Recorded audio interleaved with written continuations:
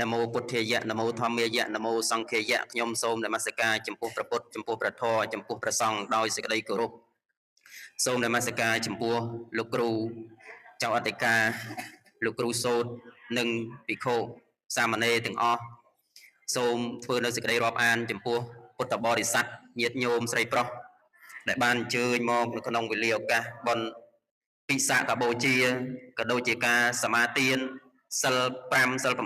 8និងការនមស្ការគោរពចំពោះគុណព្រះពុទ្ធគុណព្រះធម៌គុណព្រះសង្ឃដោយផ្ដើមដោយអ្នកមោជាដើមបងចឹងនៅក្នុងថ្ងៃនេះគឺអាត្មាភាពលើកយកគោលធម៌ខ្លីមកអធិប្បាយស្រាយសេចក្តីឲ្យញាតិញោមបានយល់បងជាដំបូងសូមប្រារព្ធនៅថ្ងៃនេះសិនគឺថ្ងៃនេះគឺជាថ្ងៃ15កើតខ្នើតខែពិសាខហើយក៏ជាថ្ងៃដែលញាតិញោមពុទ្ធបរិស័ទព្រះសង្ឃជាអង្គសាវកនៃព្រះសម្មាសម្ពុទ្ធគោរពនៅគុណព្រះសម្មាសម្ពុទ្ធហើយក៏បានធ្វើនៅពិធីដឹងគុណមួយហៅថាបុណ្យពិសាខបូជាបងបុណ្យពិសាខបូជានេះគឺជាបុណ្យមួយប្លែកពីបុណ្យដទៃត្រង់ថាធ្វើចំតែខែពិសាខទេ15កើតខែពិសាខថ្ងៃផ្សេងគឺធ្វើអត់កើតបងដោយសារតែបុណ្យហ្នឹងដូចញាតិញោមដឹងស្រាប់ហើយញាតិញោមមានសាច់ញាតិស្លាប់ទៅធ្វើបុណ្យខួបគម្រប់7ថ្ងៃគម្រប់100ថ្ងៃដើម្បីឧទ្ទិសកុសលជូនទៅដល់អ្នកស្លាប់ឬក៏ការរលឹកនឹកគុណដល់អ្នកស្លាប់មានមេត្តាបិតាជាដើមយ៉ាងណាមិញពុទ្ធបរិស័ទសាវករបស់ព្រះសម្មាសម្ពុទ្ធក៏ដូចគ្នាដោយសារតែនឹកឃើញនៅកណោបការៈគុណដ៏ធំធេងរបស់ព្រះសម្មាសម្ពុទ្ធមានបញ្ញាគុណមានវិសុទ្ធិគុណមានមហាករណាគុណហើយនឹងគុណព្រះធម៌ទាំង84000បឋមខណ្ឌដែលជានិយនិកធម៌សម្រាប់ចម្លងសក្កនិកទៅរួចផុតពីសង្សារវដ្តទៅកាន់ព្រះនិព្វានហើយក៏រលឹកនៅគុណរបស់ព្រះសង្ឃមានសមិទ្ធិសង្ឃនិងអរិយសង្ឃអង្គសាវកដែលជាអ្នកដើរតាមស្នាមយុគលបាតរបស់ព្រះសម្មាសម្ពុទ្ធចូលនិព្វានទៅហើយនៅឡើយតែពុទ្ធបរិស័ទសម័យបច្ចុប្បន្នក៏មិនបានត្រាស់ដឹងជាសាវកមិនបានអស់ទៅនៃកិលេសដល់នៅព្រះអរហន្តក៏ជាអ្នកសន្សំបុណ្យក៏សន្សំបុណ្យព្យាយាមលះកាត់នៅកិលេសហើយញាតិញោមពីព្រឹកមកដល់ស្មាននេះចឹងថ្ងៃនេះគឺជាថ្ងៃពិសេសវិសាលគឺពិសាខបូជាដូច្នេះហើយញាតិញោមតាំងកាយតាំងចិត្តប្រកបដោយសេចក្តីបរិសុទ្ធក្នុងសិលមានការឲ្យទានមានការរក្សាសិលមានការចម្រើននៅភាវនាញាតិញោមមកដល់នឹកឃើញថាសមាទានសិល5សិល8ជាដើមអត់មានសិល10ហ៎អញ្ចឹងក្រោយពីព្រឹកហ្នឹងគឺតាំងចិត្តឲ្យស្អាតបរិសុទ្ធអធិដ្ឋានសិលហ៎ហើយថ្ងៃនេះគឺជាថ្ងៃសិលអញ្ចឹងត្រូវរលឹកនឹកឃើញនៅសិលរបស់ខ្លួនចាប់ពីសិក្ខាបទទី1រហូតដល់សិក្ខាបទចុងក្រោយសិល5ទៅសិក្ខាបទចុងក្រោយមានសូរានិងនិរ័យជាដើមបើសិល8សិក្ខាបទចុងក្រោយមានឧច្ចាសយនៈមហាសយនាជាដើមអញ្ចឹងរលឹកនឹកឃើញនៅសិលសិក្ខាបទទី1ហ្នឹងដល់ចុងបញ្ចប់ហ្នឹងគឺត្រូវឲ្យស្អាតបរិសុទ្ធឲ្យស្អាតបរិសុទ្ធបូជាមួយថ្ងៃហ្នឹងគឺឲ្យស្អាតបរិសុទ្ធឲ្យខុសប្លែកពីថ្ងៃដទៃធម្មតាក្រោកពីព្រឹកឡើងថាសេរីត្រង់មុខខៈហ្នឹងប្រែថាមាត់អញ្ចឹងមាត់ហ្នឹងសម្រាប់និយាយស្ដីក្រោកពីព្រឹកឡើងគឺនិយាយពាក្យជាទីប្រកបដោយកុសលជាពាក្យដែលមិនប្រកបដោយអកុសលហៅថាវចីទុច្ចរិតហ្នឹងគឺអកុសលតាមផ្លូវវាចាអញ្ចឹងក្រោកពីព្រឹកឡើងញាតិញោមមានចាំទេពាក្យទី1ដែលញាតិញោមពោលហ្នឹងគឺកុសលឬអកុសលពាក្យទី1ដំបូងក្រោកពីព្រឹកដោះធ្មេញហើយនិយាយដំបូងហ្នឹងជាអកុសលឬជាកុសលអាត្មានៅចាំពាក្យទី1របស់អាត្មាគឺអ្នកមោមិនចឹងឯងជាពាក្យទី1អញ្ចឹងអ្នកមោសូត្រធម៌ហើយចឹងទៅកាលណាដែលយើងមានសតិស្មារតីពិនិត្យទាន់នៅវិជ័យគឺវិចាររបស់យើងប្រកបដោយសុចរិតទាំង3គឺកាយសុចរិតវិជ័យសុចរិតនិងមនោសុចរិតស្រាយជាភាសាខ្មែរមកថាល្អតាមផ្លូវវិចារការធ្វើល្អតាមផ្លូវកាយការធ្វើល្អតាមផ្លូវចិត្តអាហ្នឹងស្រាយជាភាសាខ្មែរមកកុំឲ្យថាអាត្មាសម្ដែងតែបល័យញាតិញោមអត់យល់បងហើយចឹងអាការធ្វើល្អហ្នឹងភាសាមួយទៀតហៅថាកុសលម្យ៉ាងទៀតហៅថាបុណ្យបុណ្យហ្នឹងគឺធ្វើចិត្តយើងឲ្យសុបាយហើយចឹងញាតិញោមមកវត្តហ្នឹងគឺចង់បានបុណ្យមែនទេចង់សាងកុសលមែនទេចង់កម្ចាត់នៅអកុសលតាមផ្លូវកាយផ្លូវវិចារផ្លូវចិត្តមែនទេហ្នឹងហើយអញ្ចឹងរក្សាសិលឲ្យបរិសុទ្ធមួយថ្ងៃហ្នឹងឲ្យប្លែកជាងថ្ងៃធម្មតាចាប់ពីព្រឹករហូតដល់ល្ងាចសិក្ខាបទទី1ដល់ចុងក្រោយហ្នឹងគឺកុំឲ្យមានដាច់កុំឲ្យមានធ្លុះកុំឲ្យមានប្រព្រឹត្តពពាលបានទេមួយថ្ងៃហ្នឹងឲ្យបានណាថ្ងៃផ្សេងយើងអត់និយាយណាបើថាធ្វើបានបន្តទៀតក៏ល្អប៉ុន្តែមួយថ្ងៃនេះបូជាចំពោះបិតាបូជាចំពោះព្រះពុទ្ធបូជាចំពោះព្រះធម៌បូជាចំពោះព្រះសង្ឃកាលណាធ្វើល្អក្នុងសិលធ្វើឲ្យញាតិញោមអត់មានវិបដិសារី ធ្វើឲ្យញាតិញោមបានអានិសង្សច្រើនពីសិលហ្នឹងដែលព្រះសម្មាសម្ពុទ្ធថាការសិលស្អាតហ្នឹងគឺធ្វើឲ្យយើងមិនមានវិបដិសារីទៅណាមកណាមិនឈ្ងោកមុខចុះតែងតែមានអំណាចបងតែងមានអំណាចហើយញាតិញោមដែលធ្លាប់និយាយមិនថាមិនមែនពាក្យថាមិនល្អទេគ្រាន់ថាពាក្យមិនសូវជាបានប្រយោជន៍ទេបងព្រះសម្មាសម្ពុទ្ធព្រះអង្គពូលសំបីតែពួកនិក្រុនក៏សរសើរវាចាព្រះអង្គថាព្រះអង្គគឺជាវិនយវាទីព្រះអង្គគឺជាអ្នកនិយាយតែវិន័យធម្មវាទីព្រះសម្មាសម្ពុទ្ធព្រះអង្គនិយាយតែធម៌ភូតវាទីព្រះអង្គនិយាយតែពាក្យពិតបងអត្ថវាទីព្រះអង្គនិយាយតែពាក្យណាដែលមានប្រយោជន៍បងអញ្ចឹងណាហ្នឹងហើយហើយដល់ពេលយើងវិញខ្វះសតិតាមទ្រាន់ជួបគ្នានិយាយតែរឿងឈឺហ្នឹងណាឲ្យញោមចាស់និយាយតែឈឺនេះឈឺនោះពេទ្យនេះប្រកែពេទ្យនោះល្អថ្នាំនេះប្រកែថ្នាំនោះអត់ប្រកែអញ្ចឹងណាបងអញ្ចឹងញាតិញោមគ្រាន់តែសម្លឹងឃើញផលនៃការឈឺជួនកាលអត់ដឹងថាហេតុឈឺហ្នឹងមកពីអីបងហេតុឈឺមកពីអីព្រះសម្មាអាត្មាភាពបានស្រាវជ្រាវនៅក្នុងព្រះអភិធម្មនៅក្នុងត្រង់កិលេនសូត្រក្នុងអភិធម្មហ្នឹងលោកថាហេតុដែលឈឺហ្នឹងមាន4ធំសំខាន់ញាតិញោមយកចិត្តទុកដាក់ហើយចាំបងទី1ហ្នឹងគឺកម្មឈឺហ្នឹងមកពីកម្មទី1កម្មហ្នឹងតែថាអំពើឬក៏ទង្វើញាតិញោមធ្វើកម្មអាក្រក់មកពីអតីតជាតិហ្នឹងមកកម្មអាក្រក់ដូចជាបៀតបៀនសត្វធ្វើឲ្យសត្វហ្នឹងរងរបួសឬក៏សម្លាប់សត្វធ្វើឲ្យសត្វហ្នឹងស្លាប់ដោយការបៀតបៀនរបស់ញាតិញោមហ្នឹងបងសត្វហ្នឹងមិនមែនសំដៅតែសត្វទេសូម្បីតែមនុស្សហ្នឹងក៏យ៉ាងដែរបងសត្វហ្នឹងសត្វផងមនុស្សផងបៀតបៀនគេទៅកើតមកឈឺកើតមកអាយុខ្លីអញ្ចឹងជាដើមហ្នឹងលទ្ធផលបងទី2ហ្នឹងគេហៅថាចិត្តសមុដ្ឋាន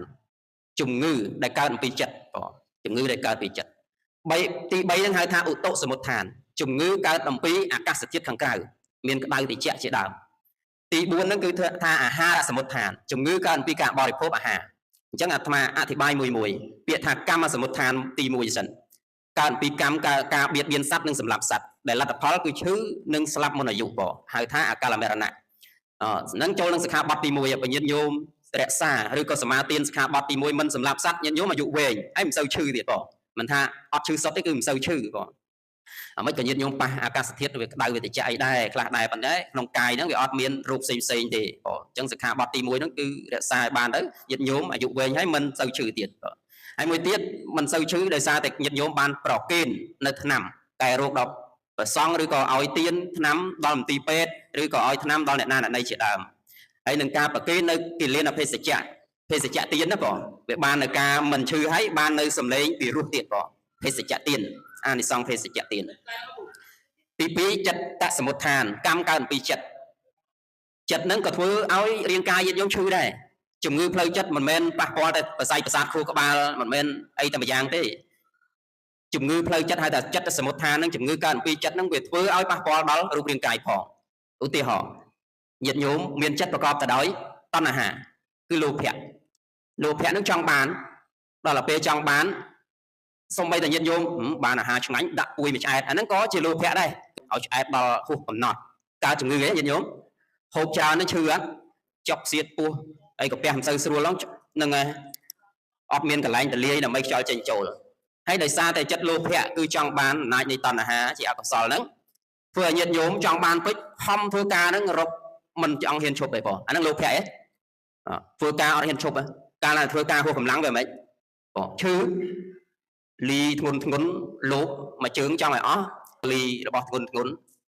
ទ្រាំក្នុងក្អកគួតឈាមអាហ្នឹងធ្វើការធ្ងន់ណាបងដល់ធ្វើការស្រាលធ្វើអត់ឈប់រវល់ច្រើនចិត្តដល់កាលណាដែលរវល់ច្រើនកាយនឹងហត់កាលណាដែលកាយហត់កាយញ័រកាលណាដែលកាយញ័រមានសេចក្តីស្ងប់អត់ញាតិញោមកាលណាដែលកាយនឹងទាំងហក់ទាំងហាក់ខ្លាំងមានសេចក្តីស្ងប់អត់កាលណាដែលចិត្តមិនស្ងប់វាជាហេតុនាំឲ្យកើតរោគបងអាហ្នឹងលោភៈទី2ទោសៈ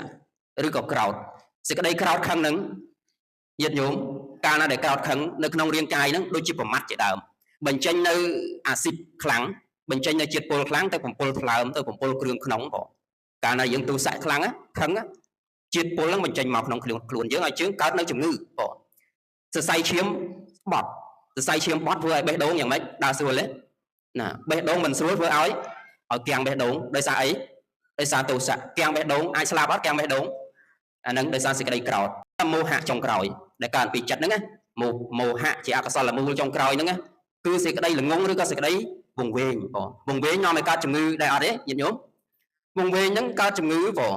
ទីហោថាញោមបង្វេងមិនចេះមិនដឹងថាថែទាំសុខភាពយ៉ាងម៉េចអាហ្នឹងមិនសេចក្តីល្ងង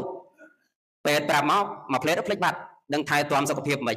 កាលណាដែលយើងមិនដឹងវិធីសាស្ត្រថែទាំសុខភាពអាហ្នឹងគឺជាមោហៈបងហើយឈឺអត់ញោមកាលណាដែលឈឺមកធ្វើបន់ស្រួលទេបងហើយព្រះអង្គសម្ដែងថាម៉េចសម្ដែងថាអរុខ្យាបរមាលៀបលៀបភាអរុខ្ចេនឬក៏អរុខ្ចេនអ្នកបរមាលៀបភាកាលដែល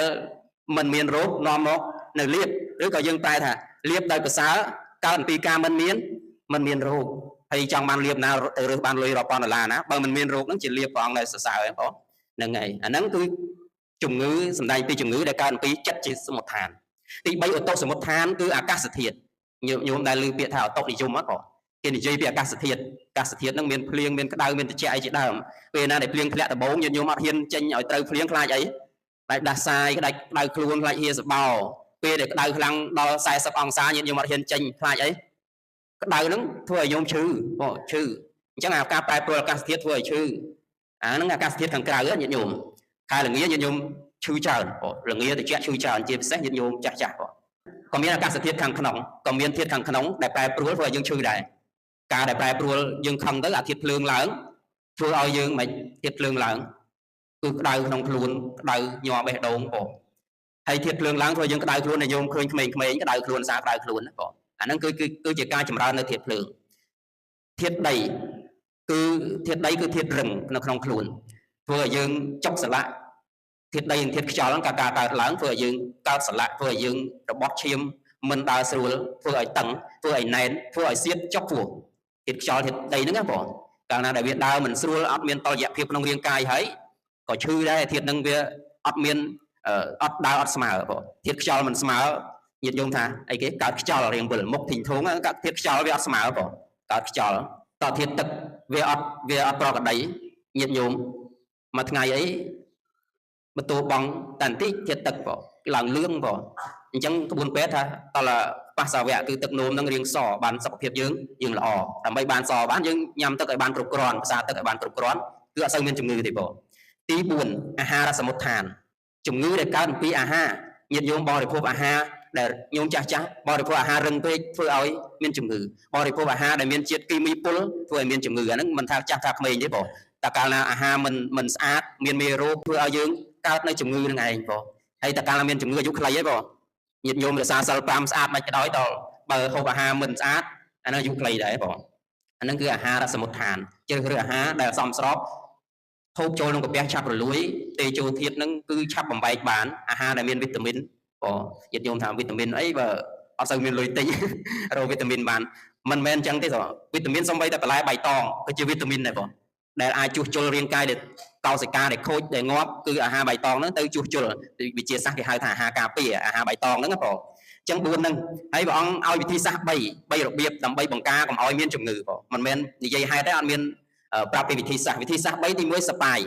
អាការីឲ្យនៅសបាយហ្នឹងគឺមានអាហារសបាយធ្វើឲ្យភ្លើងធាតុខាងក្នុងហ្នឹងដើរស្រួលសែបពុកនៅបុគ្គលហ្នឹងដែលជាទីស្រឡាញ់ជាទីពេញចិត្តបុគ្គលដែលជាកល្យាណមិត្តគឺមិត្តល្អបើថាការខ្សែពុកនៅបុគ្គលពីលឬក៏អ្នកដែលធ្វើឲ្យយើងនាំទៅសេចក្តីវិនិច្ឆ័យហ្នឹងគឺធ្វើឲ្យយើងហ្នឹងអត់សុបាយទេ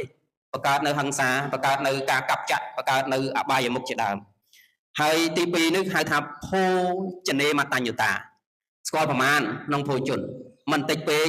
ហើយក៏មិនច្រើនដល់ទៅហល់អាហ្នឹងហៅថាភោជនេមតញ្ញតាបងទី3វិធីសាស្ត្រទី3ដែលបង្ការកុំឲ្យមានជំងឺគឺសតិរលឹកបានកុំឲ្យសតិរបស់យើងនឹងភ្លើតភ្លើនគិតទៅរឿងណាដែលក្តៅក្រហាយកុំឲ្យសតិនឹងធ្លាក់ចូលនៅក្នុងអកុសលកាលណាដែលសតិនឹងចងមិនជាប់ទេធ្លាក់ទៅដល់អកុសលធ្វើឲ្យយើងកើតជំងឺបងអញ្ចឹងគឺព្រឹកឡើងនឹងគឺធ្វើអារម្មណ៍ឲ្យស្រស់ស្រាយសតិនឹងឲ្យស្ថិតនៅក្នុងទានសិលភាវនាបងសូមអនុមោទនាបងអញ្ចឹងខ្លីប៉ុណ្ណេះប្ររពរឿងឈឺនឹងរៀងច្រើនទេបងហើយរឿងកុំឲ្យឈឺហ្នឹងក៏ដើម្បីដោះស្រាយពីកុំឲ្យការឈឺដោយចិត្តសមុដ្ឋានដោយកម្មសមុដ្ឋានដោយអាហារសមុដ្ឋានដោយឧតុសមុដ្ឋានបង សូមអនុមោទនាចឹងបុណ្យកុសលដែលកើតចេញអំពីការធ្វើនៅធម្មិកថាខ្លីក្នុងពេលនេះក៏សូមឲ្យសម្រេចជាប្រយោជន៍ដល់ញាតិញោមពុទ្ធបរិស័ទទាំងអស់ឲ្យបានអាយុវណ្ណៈសុខៈពលៈបរិភានៈជាគម្រប់5ម្យ៉ាងទៀតក៏សូមឧទ្ទិសកងការមហាកុសលជូននៅបុព្វបរោះខ្មែរដែលបានពលីជីវិតដើម្បីជាតិមាតុភូមិនៅពេលថ្មីឬក៏យូរហើយក្តីក៏សូមឲ្យអ្នកទាំងនោះបានទៅកើតនៅទីសុខទីប្រសើរពងពោះហើយម្យ៉ាងទៀតក៏សូមឲ្យញាតិមិត្តជិតឆ្ងាយរបស់ញាតិញោមដែលជាអ្នកចែកឋានទៅកាន់បរលោកនេះក៏សូមឲ្យអ្នកទាំងនោះបានរួចរំដោះអំពីទុក្ខផ្សេងៗទៅកើតនៅក្នុងទីឋានដ៏ប្រសើរពងពោះបែរក្រោយឲ្យពោសពសាធិការដល់ញាតិញោមឲ្យបាននូវសេចក្តីសុខសេចក្តីចម្រើនជាពិសេសក្នុងឱកាសពិសាខបូជានិងឱកាសចូលឆ្នាំថ្មីសូមអនុមោទនាសាធុសាធុសាធុ